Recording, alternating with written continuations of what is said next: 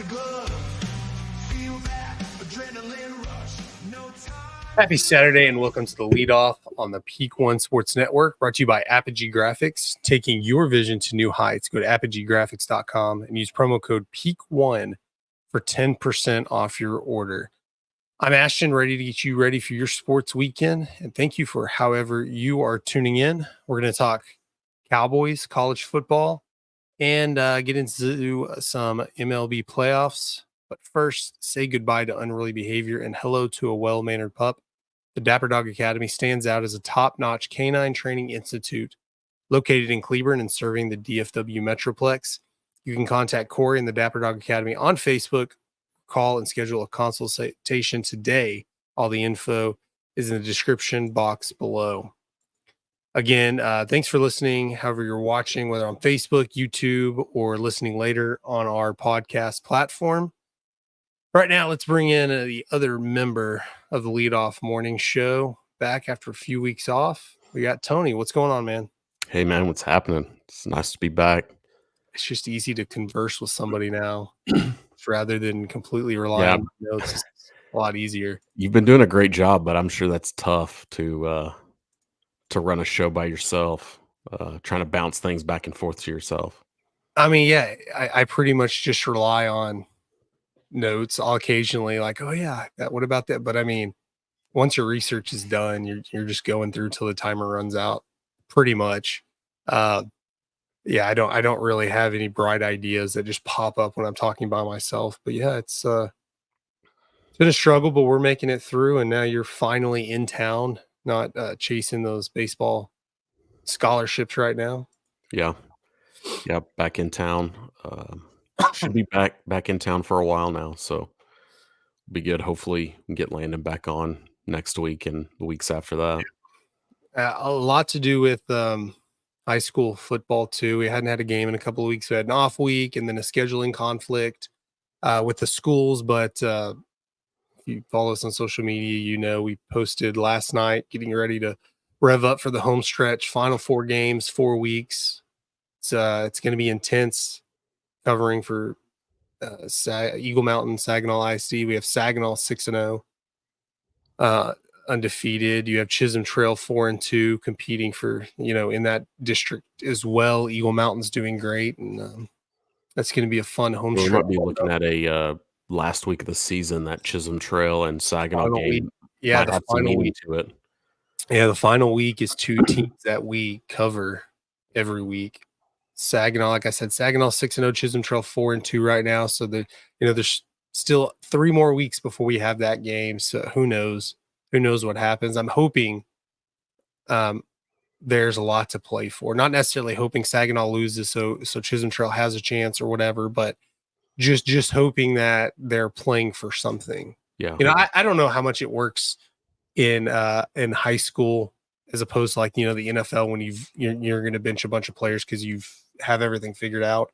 I mean, I'm sure they'll play more seniors and whatnot, but if Saginaw clinches, I'm sure there's so many teams it's hard to say, hey, you are, because you don't know until the next week when they divvy up the playoff games. You may have clinched the playoffs or clinched your district, but going into that final week, even if you've clinched everything, you still think, hey, going 10-0 is better than 9-1 because so it should still be a really entertaining game regardless. I'm just hoping that they're playing for something. It'll make it a lot different from last year.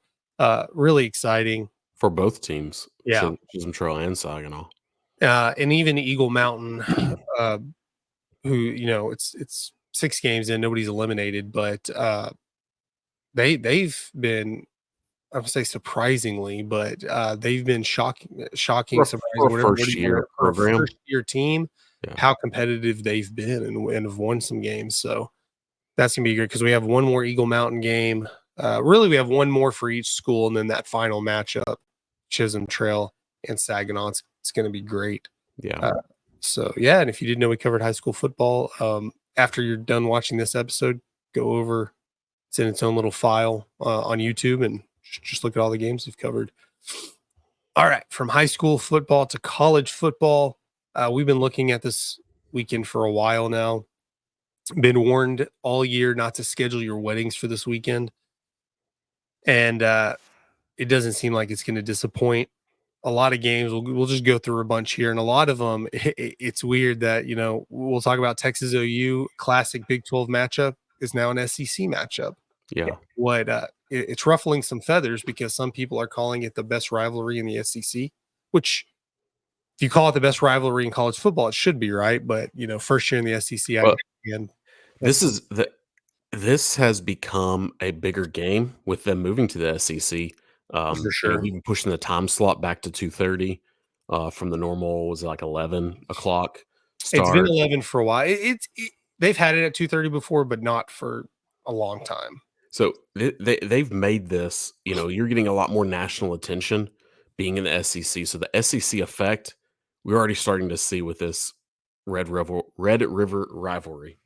And also being the first year of the 12-team playoff where OU's not out of anything right now. I mean, being 18, I don't know that they would be out of a 14 playoff right now. You go and beat Texas, you're probably in the top 10.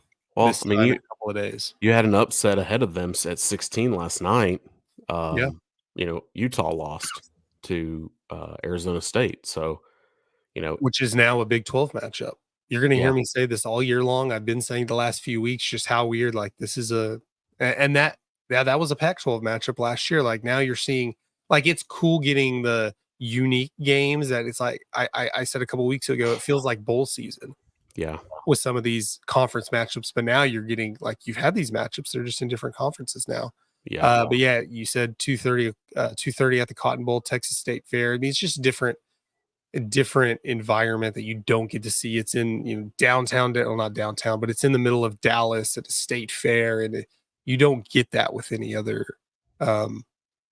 with any other college environment, typically, for better or for worse. Yeah, I mean, you're talking about like different 100,000 people at the stadium just for the game, and then maybe another 100,000 people at the fair this weekend. Yeah, and I think moving it to 2:30 is going to complicate things a little bit more because before you're talking about 3:30, 4 o'clock, it gets really ridiculous when everyone leaves. Because I've never been to this game. I've heard people saying when you leave the game, you just hang out at the state fair because you're kind of just going with a horde of people.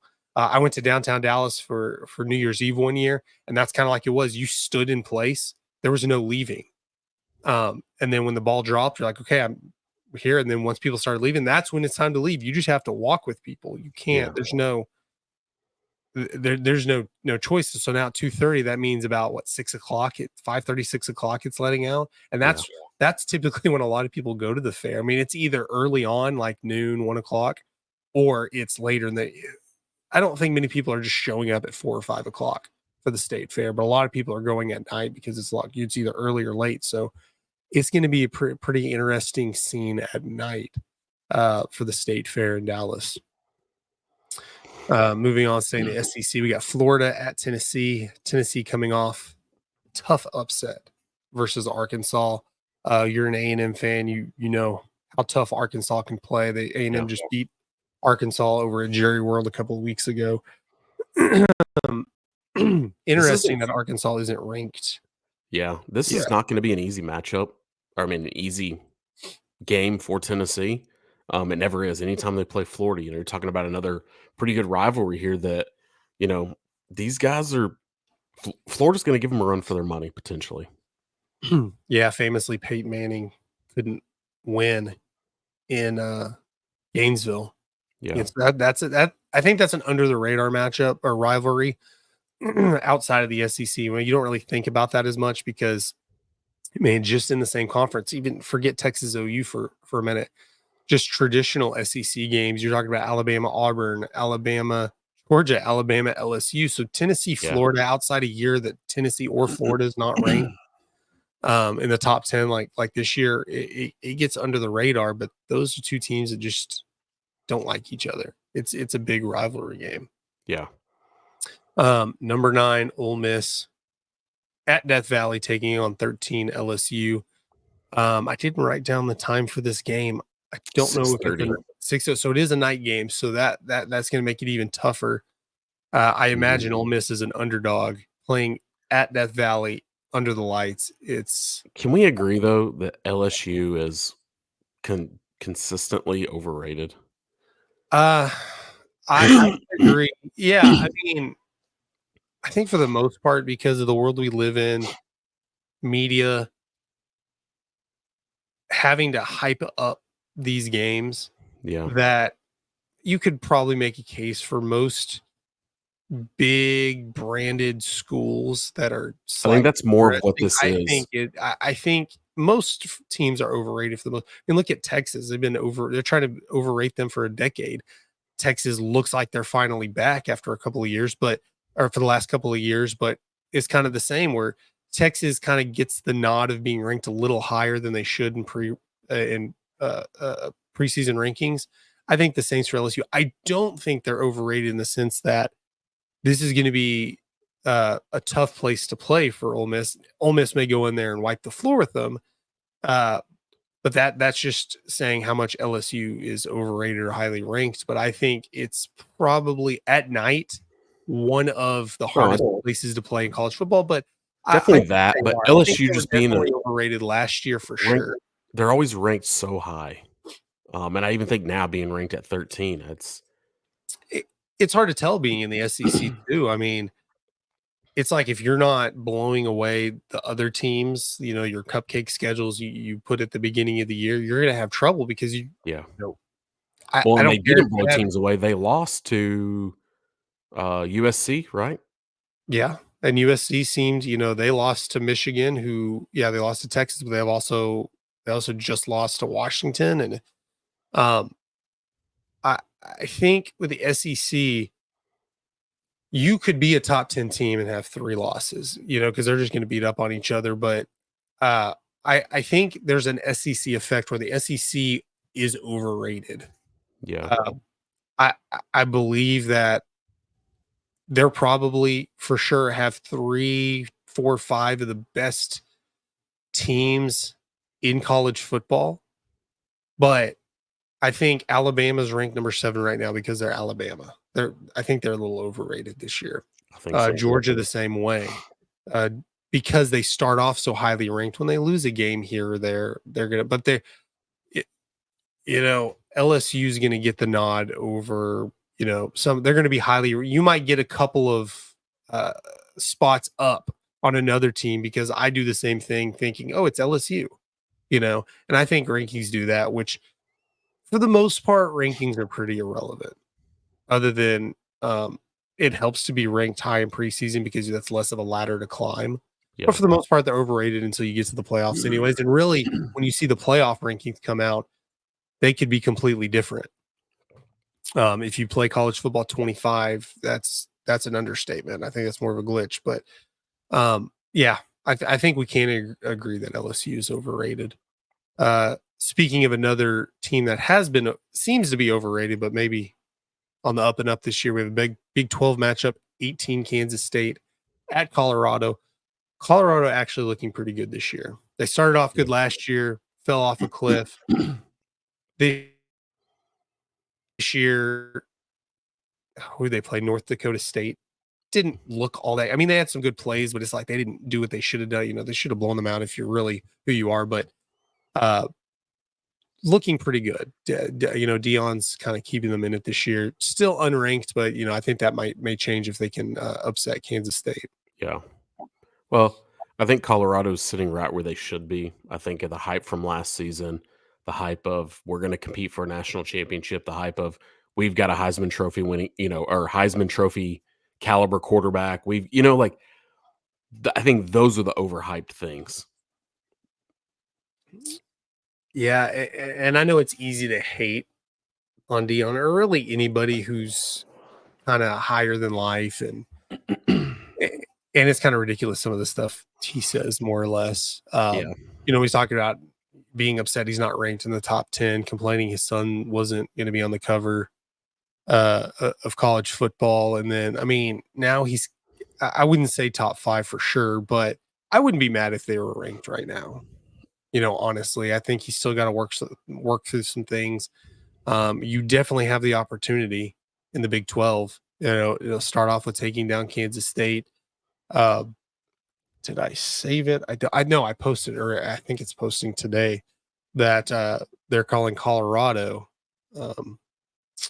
to win the Big 12 and make the college football playoff, which honestly, I think the Big 12 is pretty wide open. I don't think there's really any dominant teams in the Big 12 right now. A lot of really good teams, but I think it's pretty wide open as of now.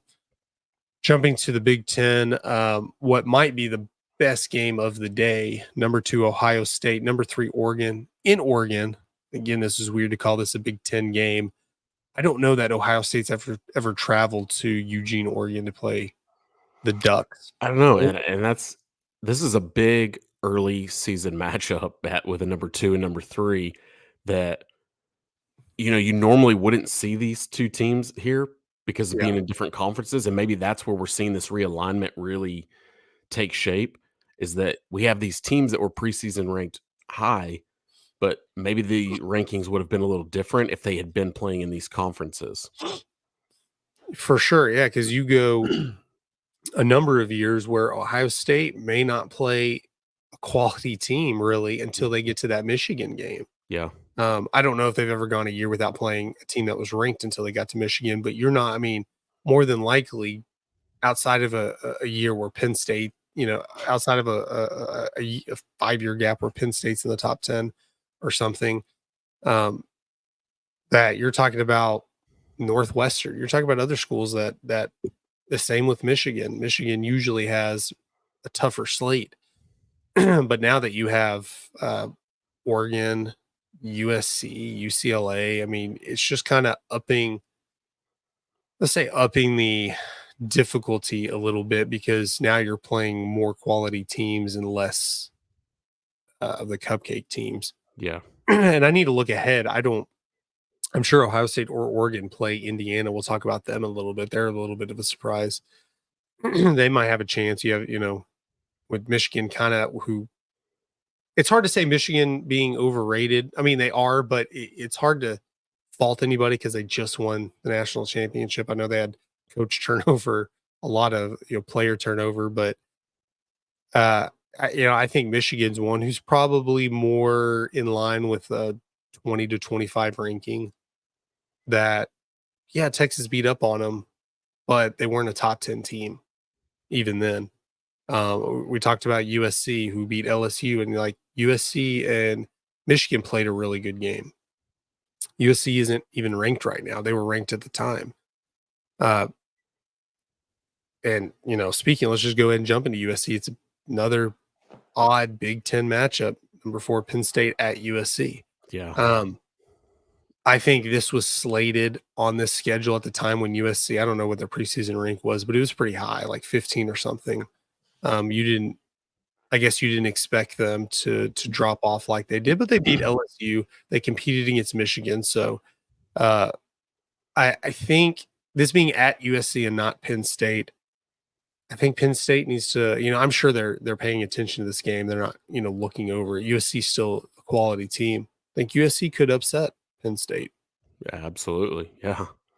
Penn State being one of those teams who just hasn't really been able to put it together for a full season. I mean, I think the last 3 or 4 years now, they've been a top 10 team most weeks.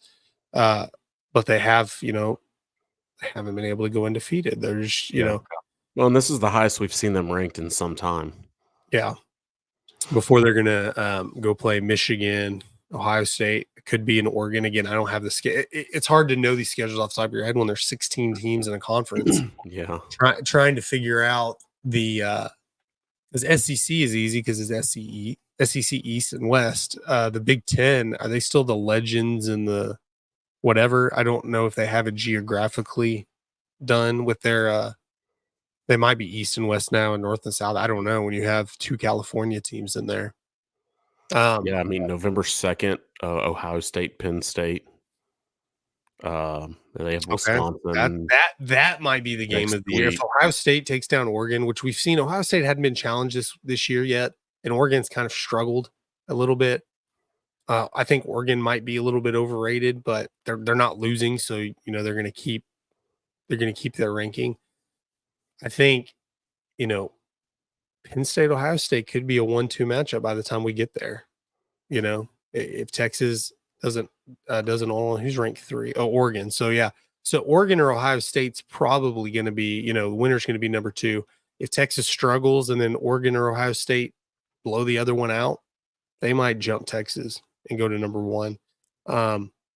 So you have one of the top 4 teams has to lose. Yeah, I mean, Penn State doesn't. Penn State is going to move up in the top 3 if they take care of USC. Besides that game, Penn State doesn't have another ranked opponent on their schedule. Yeah, but I mean, sometimes that's where it gets you. You have to pay attention to that. And Stanford, Notre Dame, I bring this up because it's a big rivalry game for some reason. Number 11, Notre Dame. Notre Dame is one of those. I always think Notre Dame is too highly overrated, and I will say that until they prove me wrong. The same as I'm sure people will hold that strict with Texas until they win a national championship. But Stanford being in the ACC now, odd. I've been talking the last couple of weeks about the Pac-12 adding a bunch of schools trying to keep their FBS ranking, and they try to go after UConn.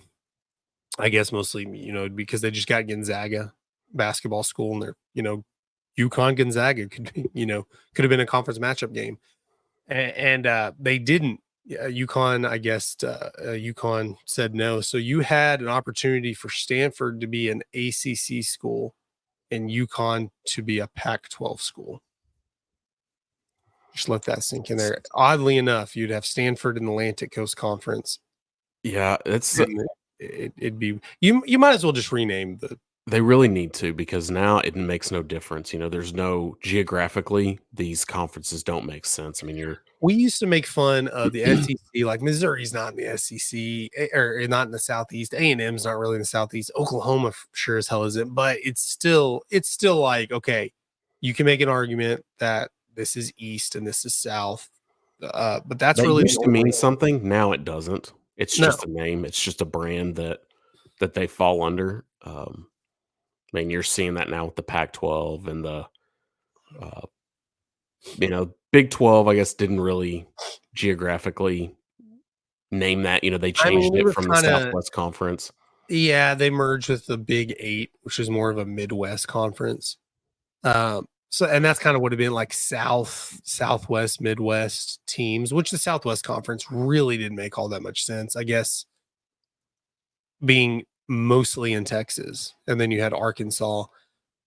But I mean, if you just take the sheer number of schools, there's more schools in the mid-Atlantic, Northeast, just east of the Mississippi, as opposed to the West. So it's more or less Southwest. But I remember watching a conference realignment YouTube video about the history of all, and there was controversy when Penn State moved to the Big Ten because they said it didn't make sense geographically, which to me, I'm like, it kind of does. I think of the Big Ten is more of a Midwest, not that Pennsylvania is Midwest, but it's still kind of, it's not far. I mean, they talked about how at the time geographic conferences made sense because they traveled by train. That wasn't the money-making operation where you could just take planes everywhere. And really, I mean, planes didn't, no pun intended, really take off until the 30s and 40s. So as a commercial option. So, I mean, these schools are 120 years old.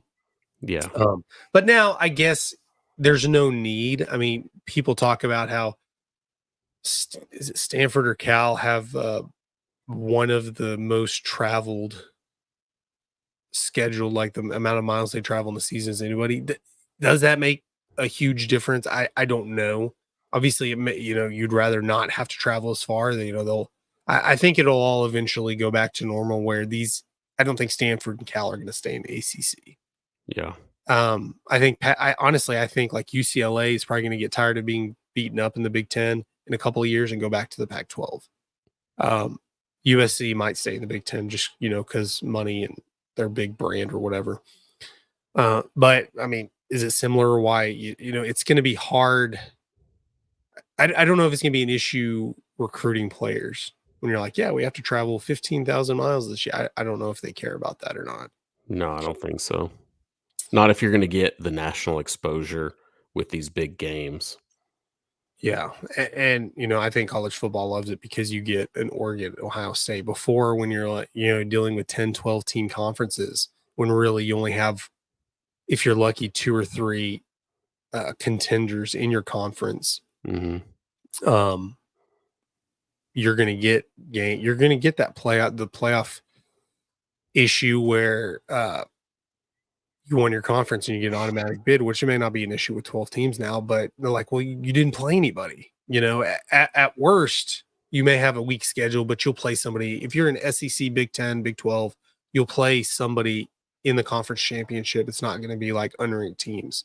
Yeah. Typically, because you have all these juggernauts, and there'll be 2 that make it to the conference championship. You'll have a lot of good matchups for sure. And let's talk about a few undefeated college football teams that are a little bit surprising. We talked about them last week. 5-0 Army hosting 1-4 UAB today. Probably 6-0. Again, I don't know that much about Army. I just know they're undefeated and they're playing a bad UAB team. You have 5-0 Navy. They're off today, playing Charlotte next week. And we talked about Indiana, number 23, and 5-0 undefeated Indiana, also off this week. They're playing Nebraska next Saturday. I've seen on a few podcasts that they're talking about this Army Navy possibility of going undefeated. They both play Notre Dame, so it's probably unlikely. But even so, let's say they win out and they both lose to Notre Dame.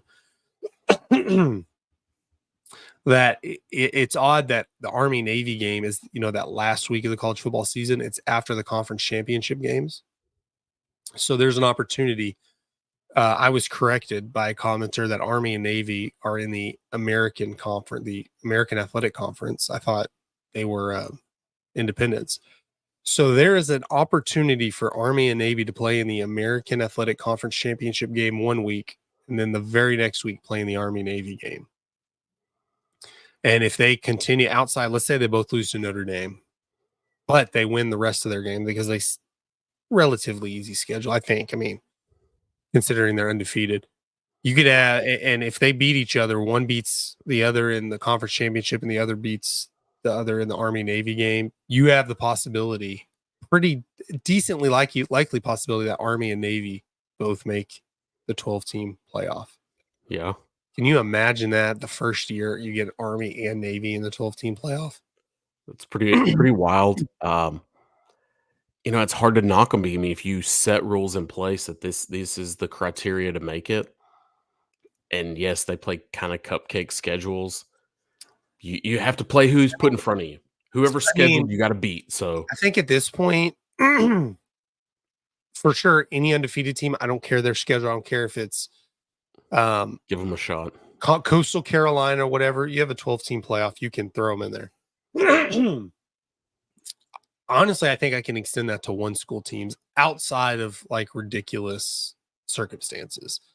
I talked about it. I think it was last week. I don't know if you caught it, that the new controversy, that you're never going to get away from controversy. The new controversy is going to be one lost teams not making the top 4 because you get that bye week. And it's not, hey, we didn't make the 12-team playoff. We were the 13th team or what, It's going to be teams that a Georgia or somebody has one lot. Well, I know they've already lost, but somebody loses by a field goal in the conference championship game, and they get number 5, and now they have to play 1 week instead of getting it. I think that's going to be the new controversy, honestly. But let's see if you knew this, because I didn't. I feel like an idiot. I had it told to me. You may have heard me say this. I don't know if you tuned in. That the military schools, why they run a bunch of option plays, they don't pass very often. It's a lot of run game stuff. I thought was because, well, if you go to those schools, and I know you can transfer out, but if you play a certain amount of time, you have to serve in the military, and that, well, you're not going to get any really good quality quarterbacks. I don't think you have a lesser chance. But that's not it. It actually makes perfect sense. It's because they don't have huge offensive linemen, because if you're that big, you're not going to qualify. You can't even pass a physical or qualify to be in the military, which makes complete sense. I don't watch enough Army Navy games or Air Force to see that, like, oh yeah, I guess they're still big guys, but you're not talking about 350-pound offensive linemen. Yeah. because I they're didn't not even going to be. think about that, but that makes complete sense. It makes a lot of sense. A Marine buddy told me that, and when he knew I was covering the Tarleton game and asking me about it, because McNeese, I guess they're not a military school, but they play a lot of the military schools. They're in that arena, so I learn something new every day. I thought, I'm like, that's genius. How have I not heard that Yeah. before? It makes a lot of sense. Where you can't just drop back and pass a lot because you don't have the protection. Yeah. All right, guys, we've been saying it for a long time. Don't bet with your gut. Check out Betalytics and get help making your picks. Betalytics uses AI algorithms to run the numbers and make the most accurate picks possible. Use promo code PEAK1 for 25% off when you sign up today. Go to betalytics.com to start betting smarter. Okay. Did a little differently this week. Normally we talk Cowboys, but now we're going to flip it around. If you're here to listen to Cowboys, this is the time. We have Cowboys Lions this week. Pretty big matchup. Maybe at this point the biggest matchup of the season. I know that Baltimore game was big, but Cowboys just didn't show up, and I'm worried that the same thing might happen. The last couple of weeks, Giants, Steelers, they've somehow been able to hold them at bay running game wise after just giving up. You're talking about worst run defense in Cowboys history, and at least since the 60s and 70s. Lions can run the ball.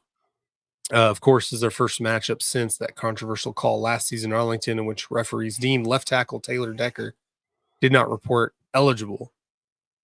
I need to say it again, because I was talking to somebody who said the NFL should be able to go back and make that a win for the Lions. But I had to point out that, yes, the Lions did get screwed. But because the ref did not say Taylor, he said whoever else, the Cowboys did not guard him. So you're not saying, well, he scored a touchdown. Well, if they would have deemed Taylor Decker report as eligible receiver, the Cowboys probably would have guarded him. He was wide open because the referee did not say it.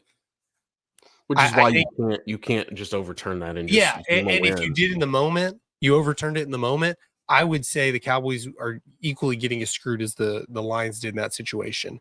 Because they got a bad shot because it was announced someone else was reporting eligible. Exactly. And in that situation, Dan Campbell and the Lions heard who was eligible, and there was a penalty. They went for it again. There was another penalty. They went for it again and didn't get it. At that point, they could have just, kicked a field goal, tied the game. I think that's when Dan Campbell went from like, hey, this is an amazing coach, to now their start. That seemed like the downtick for him. I know he took the Lions to the NFC Championship game, but I think that was just like kind of the first hit on his resume. He was asked about the whole situation. We're not worried about it. We're on a mission in this game. Do you think Dan Campbell, on the first play of scrimmage for the offense of the Lions, they report a lineman as eligible just to stick it to somebody? Not saying they pass it to him. I'm just saying on the first play from scrimmage when they have the ball, they just that would be the most Dan eligible. Campbell thing to happen in the game. I think it would be hilarious. I think that would be. I wouldn't throw it to him unless he's wide open, but like I wouldn't let it mess with my game plan. But When they report when they report a lineman in, how over the top do you think they're going to make it? Are the refs being told this week, hey, make sure that we get this reporting correct? So, and not to knock on referees, that's probably one of the hardest jobs in the world, especially since you're just kind of nagged on like this. But I see it as they have one guy go, because I know there was confusion. They tried to trick the Cowboys and having multiple linemen go up to the ref, but they have one guy go up there, tell him, he walks away, comes back, you sure you got it? Something like that, which I wouldn't be surprised if a ref just gets mad and throws a flag at something like that. Just refs are supposed to be bigger than that. It doesn't deserve a flag, but that would just be hilarious. I would almost just tell Dan Campbell, if I was Dan Campbell, just do it. Well, you mentioned about the Cowboys' run defense. I don't think that's as big a piece to this game as if this offense can ever get going. When you arguably have potentially one of the best offenses, the best receiving corps in football, and you can't get it going more than they are, this is obviously beyond CD reporting to camp. You typically wouldn't say that that's a problem, that these guys are Yeah. professionals. Obviously, it is a problem. Dak and CD can't get the timing down. But Dak's also struggling with some other throws he's made, trying to make that. This matchup comes down to Jared Goff versus Dak Prescott. I mean, if Mike Zimmer can make this look like an mediocre defense, I think you have to give all the props to him. Just looking at the injuries, Parsons is out again with his ankle. Obviously, DeMarcus Lawrence is, going to be out for a few weeks. His foot. Eric Kendricks, who has arguably been the best defensive player on this team this season, is out with a calf. Deron Bland, doubtful. He's trying to come back from that foot injury. He might play. I think this is his first week eligible off the IR. If you can do anything with that defense, just be a bend but don't break type defense.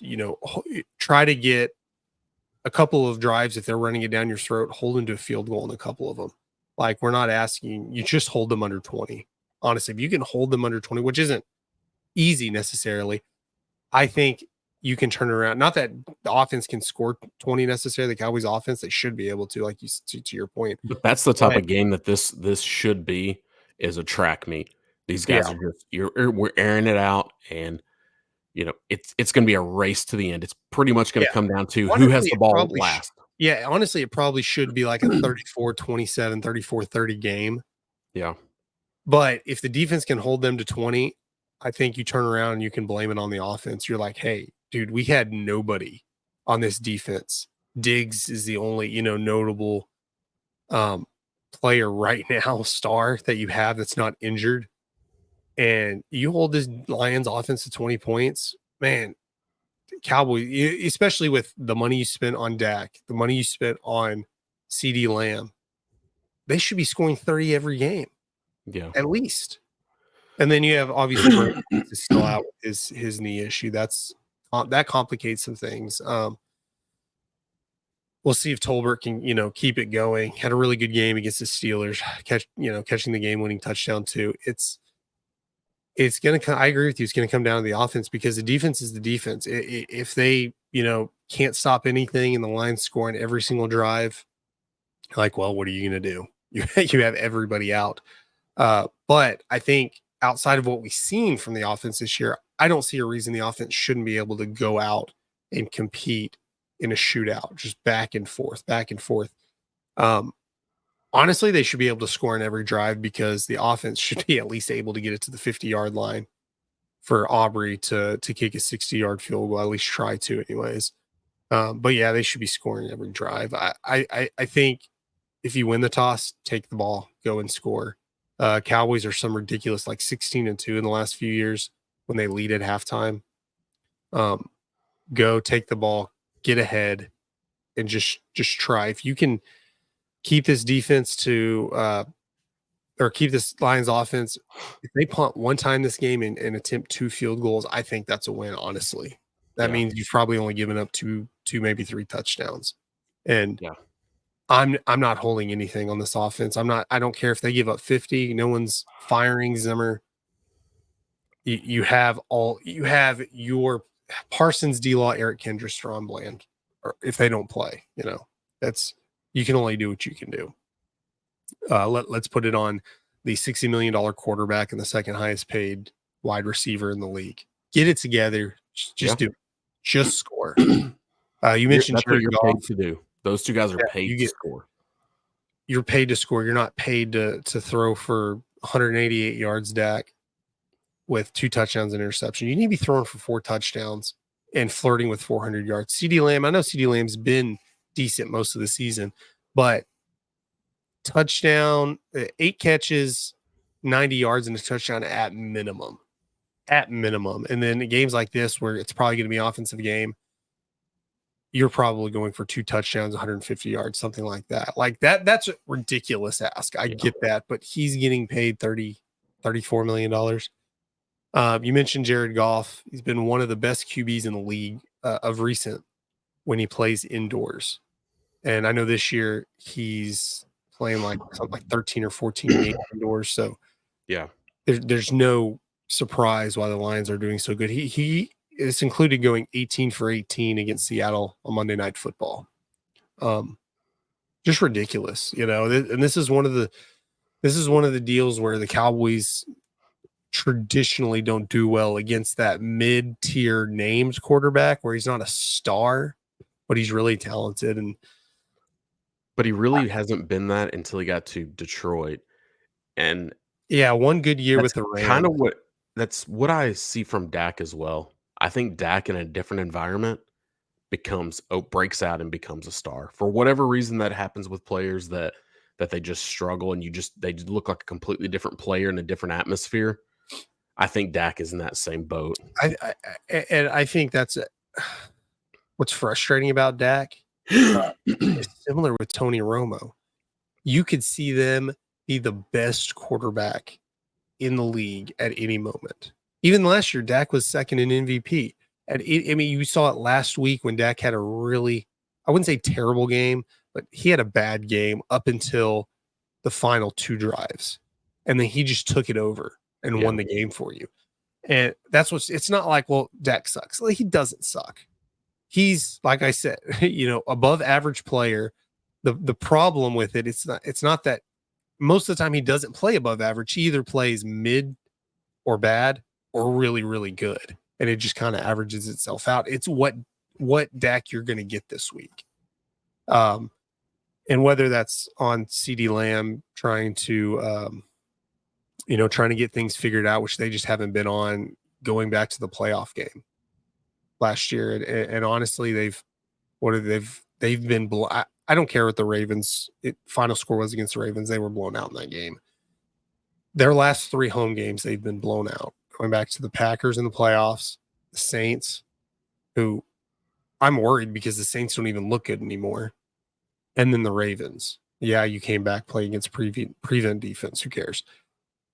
And they're 3-0 on the road, which is weird. But this game's at home. So it's like, go figure. You kind of want to play at home in games like this, but I don't know. They've been playing better on the road of late. And then something in the news where Zeke was quoted as saying he's dumbfounded about the lack of care, maybe not care, just lack of use in the offense he's been getting.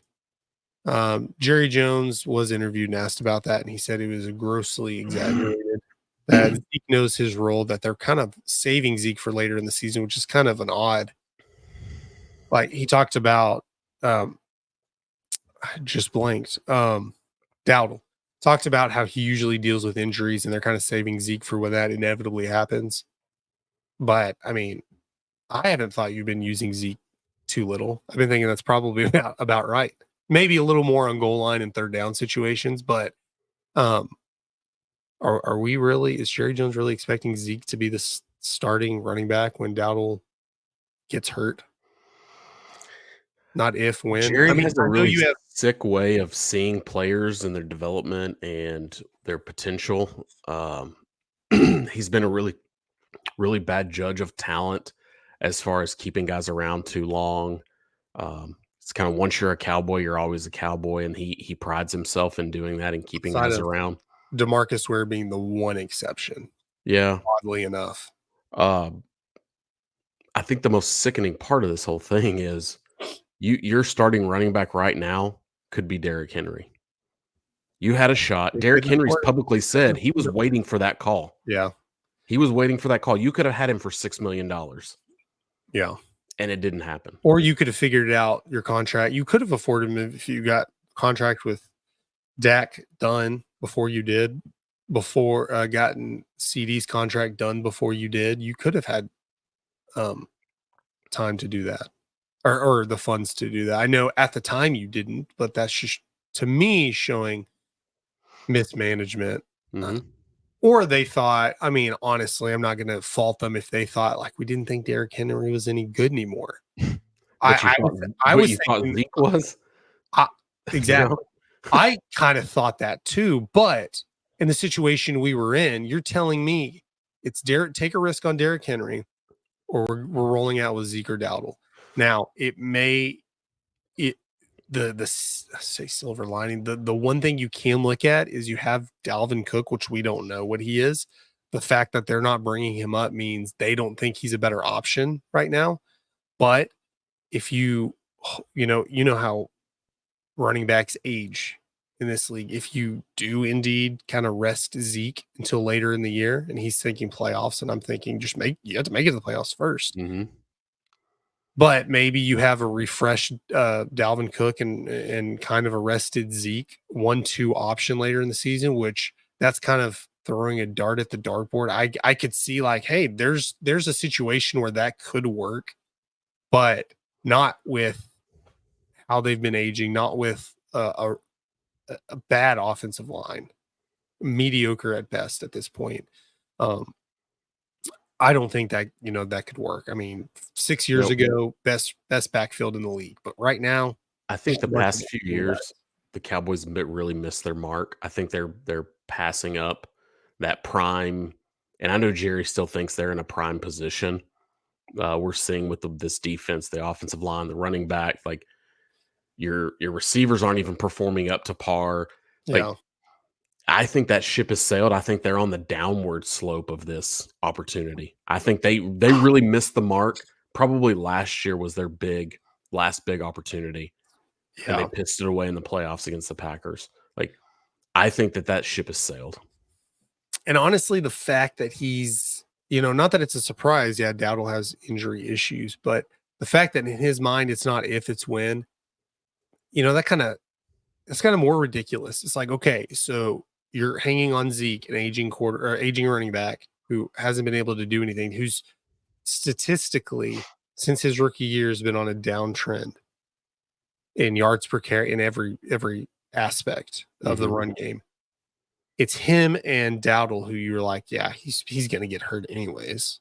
That your backup plan is resting Zeke and Dalvin Cook.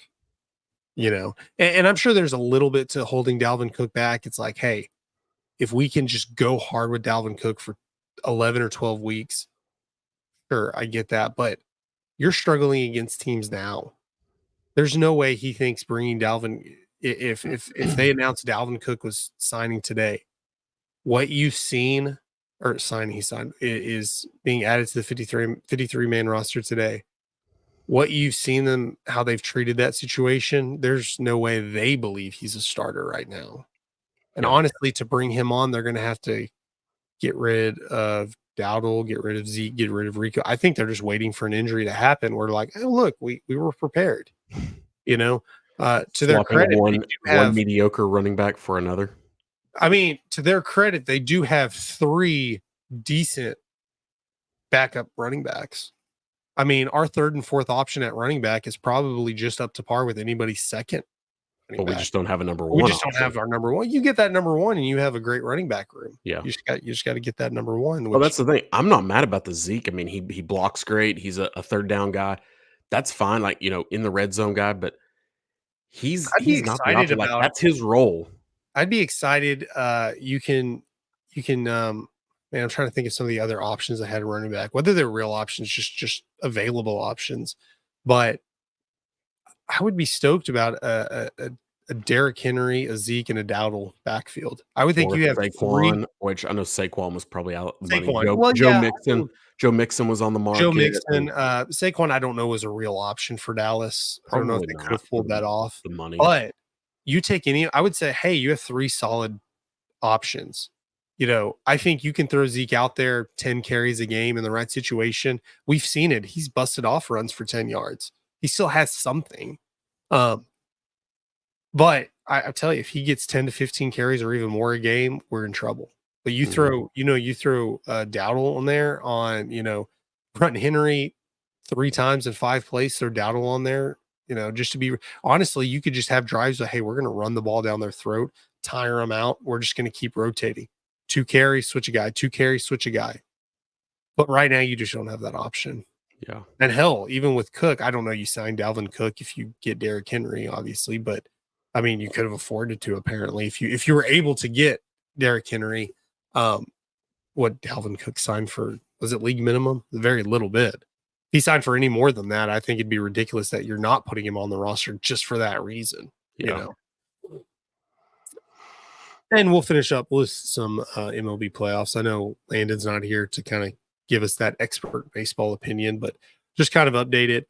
Shohei Ohtani and the Dodgers punched their ticket to the NLCS last night, eliminating the Padres in Game 5. They'll face the Mets. Not a bad NLCS matchup. Mets Dodgers. Obviously, I think that having Mets Dodgers in the NLCS and you have the Yankees so far in the ALCS, baseball's just so happy about that. Yeah. You have two New York markets and LA. I mean, the only thing that make that better is if you had like the Cubs or something. I mean, you have historic franchises in the playoffs, and that's always fun to watch. No matter what fan you are, huge markets. Yeah. I'm not particularly a Dodgers fan. I typically find LA sports-based teams, LA-based sports teams, pretty annoying. But it's good to see Ohtani in the playoffs. I know he struggled. Ohtani in the series, 3 for 20, a home run, 4 RBIs, and 10 strikeouts. But I think he'll get it together. I know the Padres pitching was really, really good in this series. At least the first, who did they play in the wild card round? I just remember when it was Michael King. Just I was kind of passively watching the game and just kind of doing my own thing. And every time I looked up, walking off the mound after striking, every single inning, he would end the inning with a strikeout. I'm like, holy crap. But the Dodgers are the Dodgers, I think they're the second biggest salary. I mean, I think the Yankees by default are number one, but Dodgers are obviously up there.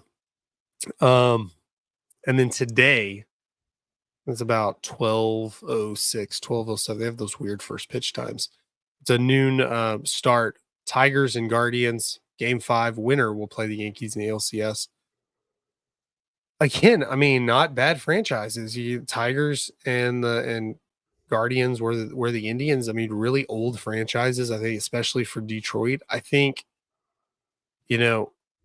Mets, Dodgers, Tigers, Yankees, going to be, especially kind of go to the Tigers. They have that Cinderella deal to them because they were sellers at the trade deadline. Yeah. All of a sudden just start winning. And, the Mets are kind of similar in that aspect. But I mean, Guardians have been, they've been disappointing, I think, to what they were hyped up to be this year, but they've still been a really good team this year. Yeah. And honestly, what World Series do you think MLB is betting on or hoping for right now? Yankees, Dodgers, or Yankees, Mets? I think Yankees, Dodgers.